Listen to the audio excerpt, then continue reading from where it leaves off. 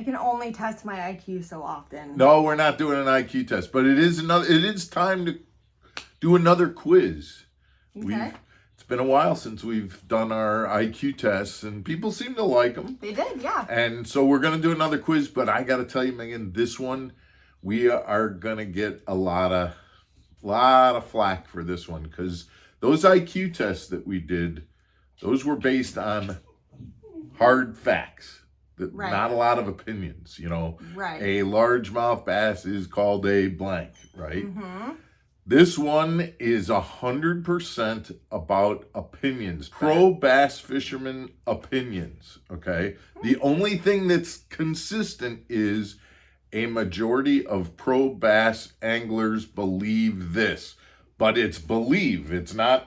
They could all be wrong, but a majority of them believe this, okay? Okay. So there's going to be 10 questions, and we're going to have you guys test your knowledge against pro bass fishermen. Cool. We're going to get a lot of hate on this one, I think. But stick around, guys. Get your pencil. Anyway. Get your pencil and paper. It's going to be easy. It's going to be choice A or choice B. There's not going to be a lot of multiple choice kind of things going on here. Get your pencil and paper. We'll be back right after this. Oh.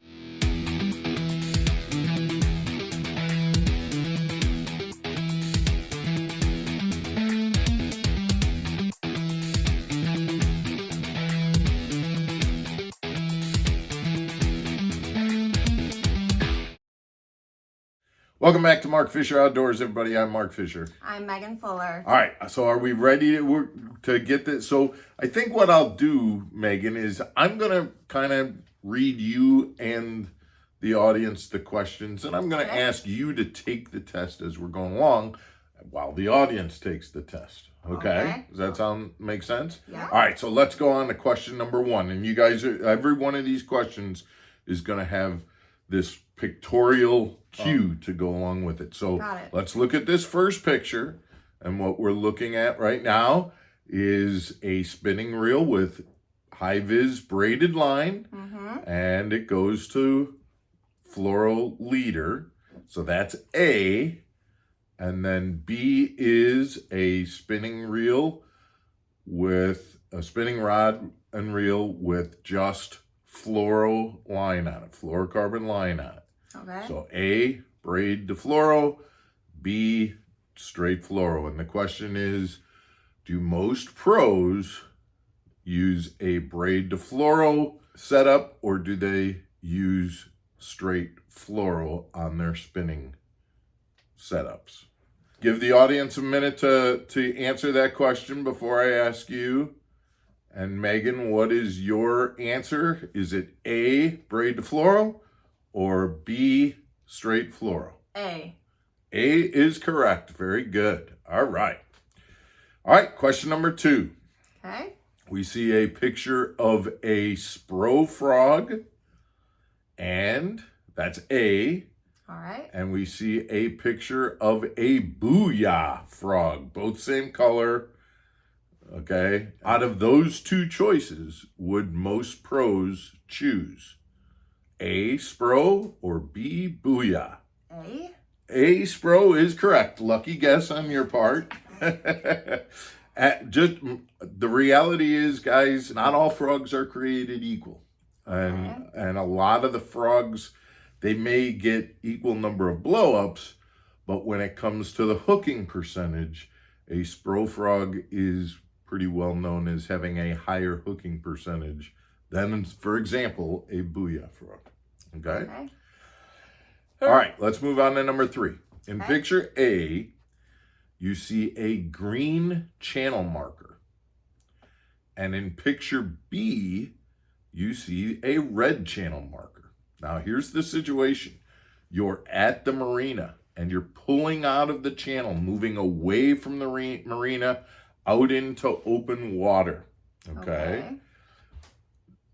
Which channel marker is on your right-hand side as you're moving away from the marina and going out into open water? Let's give the audience a second to write their answer down. Is it A, the green one, or B, the red one? I'm going to say it's B, the red one.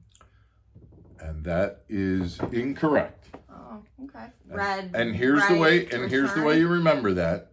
Red is on your right when you're returning to shore. So if you were going away, red would be on your left, obviously. Okay. Okay?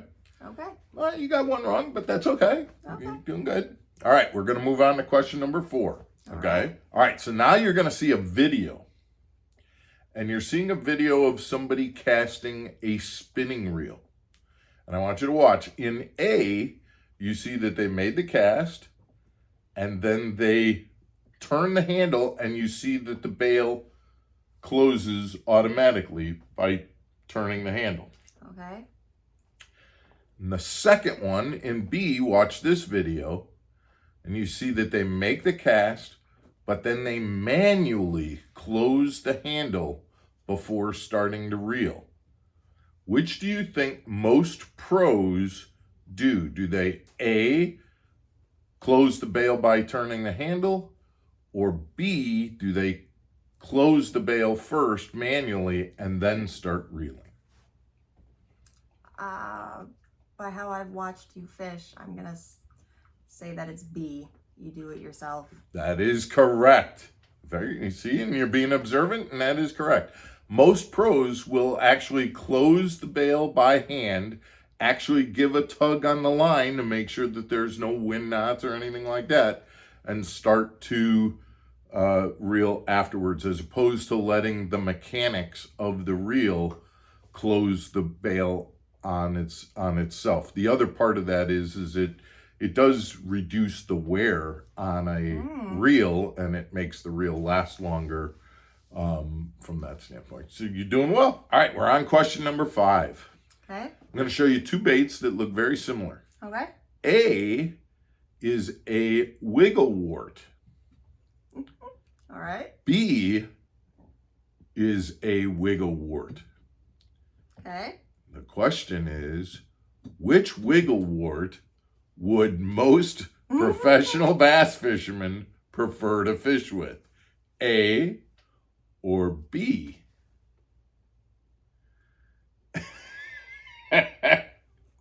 You said they're the same thing. Those are 2 wiggleworts. A? A is correct. Look at the bill on A. It says wigglewort underneath, and that means that it is an original wigglewort prior to being bought by Rapala, and therefore not having the same properties as the original wigglewort. And so that's what and the way you can tell that you have an original one is it stamped on the bill wigglewort. So you got lucky on that one, I think. Yeah. But good call. Good Thanks. call. And you're still doing well. You got all but one right. So you're doing well. Yep. All right. We're on number 6 now, right? Number 6. Okay. Yep. The first picture is a picture of a control unit on a boat, a throttle and a control unit. And the second picture is of a hot foot. Which method of controlling speed is the preferred method by pros? Using a hot foot or using a hand-controlled throttle? A, the hand control? Oh, I'm sorry. No, No, it's B. it's B, the hot foot. Okay. Yep, B, the hot foot. Yep, and again, other than Randy Blockett, most pros believe that a hot foot or foot-controlled throttle is the safest to use. Huh. Okay, let's move on to number 7. Number 7. Number 7. You're going to see a picture of 2 trailers. In this first picture, you see an empty trailer. In the next picture, you see a different type of trailer. So you've got trailer A, and then you've got trailer B. Looks like trailer A has bunks and trailer B has rollers. Which type of trailer is the preferred trailer by most bass fishermen? A, bunks, or B, rollers? B, rollers. No, I'm sorry, it's bunks. And I know what you were thinking. You were thinking with rollers, it's easier to roll up on the trailer. But the reality is that bunks provide a more even distribution of weight when the boat is on the trailer, and therefore it doesn't create dimples or things. If you have rollers, it goes on easier, but once it's on it, now you've got those specific stress points that are on your fiberglass, which can create dimples, and therefore you don't have a smooth surface when your boat comes off the trailer and is now on the water. Okay. So you want your boat to be on bunks. On bunks, okay. And I think that brings us to question number 8. Number 8, yep. All right, so we're going to see a picture. Picture A. Oh, look, there's inside my boat. You've got all of the storage in the center of my boat, all those tackle boxes there. Mm-hmm. And then B, that looks like a small little compartment, what people would call a day box with individual packets of baits. So there's some Senkos and things like that. The question is, which place would a pro angler prefer to get a new bait during a fishing tournament? Would they prefer to go to A, their tackle storage system, or B, out of their day box? I'm gonna say out of their day box. Absolutely right. Yeah. One of the things that pros have kind of gotten to, is that you've got your baits stored in your boat. Mm-hmm. But if you're fishing a tournament and you've planned ahead and you know, hey, they're biting Senkos, green pumpkin Senkos, I'm going to take my green pumpkin Senkos out of my storage, put them in the day box so that the things that I need that day, I can just go right in, grab them, and keep fishing. I'm not sorting through and pulling boxes out and things like that. That's the easier access. Easier access, right. So you got that right, good. Okay. I think we're on question number 9. We are on 9. All right, and we're sticking with baits here. This is kind of a similar bait storage kind of system. So in this picture A, we see a bunch of plastic worms, and they're all in a plastic tackle box. Okay. And in picture B, we see some other plastic baits, and they seem to be in their original containers in a Ziploc bag. So the question is, do most professional bass fishermen prefer to take their plastics out of the original containers and put them into a tackle box, or do they prefer to store their plastic baits in the original packages? A or B? B. B is correct. A majority of professionals keep their plastics in the original packaging and in a more of a soft container than in tackle boxes. Yep. That's something that I used to put them in tackle boxes, and now you don't. And now you don't. And what you do is you find out that number one, it's a very inefficient way to store. Plus, two, all you got to do is get those green pumpkins and those reds mixed up, and the colors start to fade, and now you got 2 containers of basically purple baits instead of your greens and your reds or whatever, and you don't really know. Once that original packaging is gone, you don't remember the size and the brand and everything else. So keeping them in those original packages is a good technique. I think that brings us to the last question. Brings us to number 10. And question number 10. But before we do that, guys, if you're having fun with this, please subscribe to the channel and let us know how you did on the quiz. Oh, and if for sure. Mark is just kind of full And of it. don't kill us with these. We know their opinions, but and want to watch me squirm anymore because I had no idea what was coming. So I just picture there's a lot of guys out there going, I like my own baits. techniques. I like my baits in containers. I think that it's a good way to do it. Guys, this is just for fun, but it's also trying to teach you. There's a reason that most pros choose to do it this way. And so there's always somebody who thinks that it's better to do it another way, and that's fine.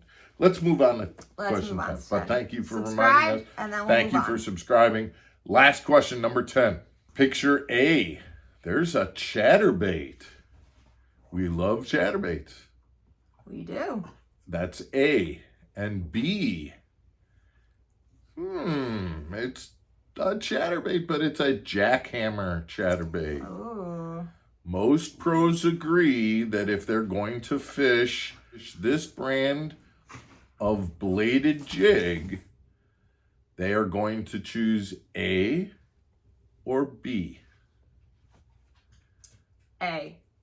No, sorry. It is the jackhammer. Most pros agree that the jackhammer has more hunt and starts to vibrate quicker than the original chatterbait. And so they use a jackhammer.